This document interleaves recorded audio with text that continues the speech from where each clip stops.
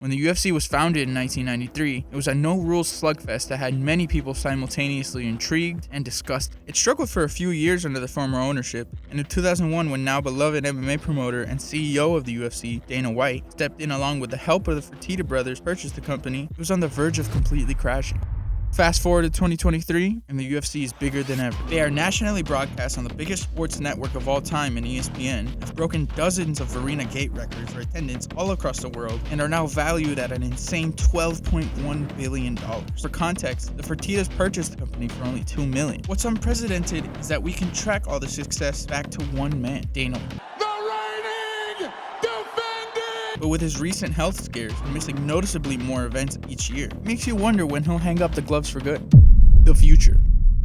It's hard to imagine a future where Dana isn't at the helm of the organization. Who will push to innovate, say fuck you to the media, federal prison, and continue to grow the sport? That's the real question here.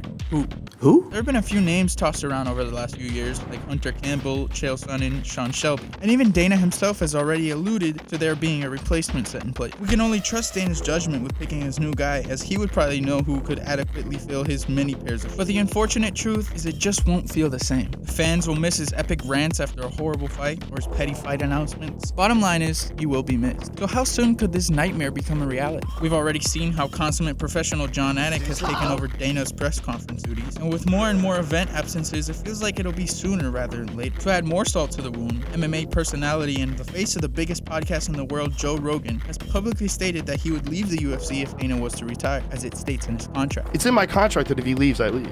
No. Really? Yeah. Where do we go from here? Should we just embrace the new guard, accept these new times, and disregard all the memories we grew up with while Dana was at the helm? The answer is somewhere in between yes and no. Obviously, we have no choice but to embrace the new, but it doesn't mean that we can't appreciate the foundation that Mr. White built. The organization will always grow in the manner that it should due to his vision and willingness to fight through the BS.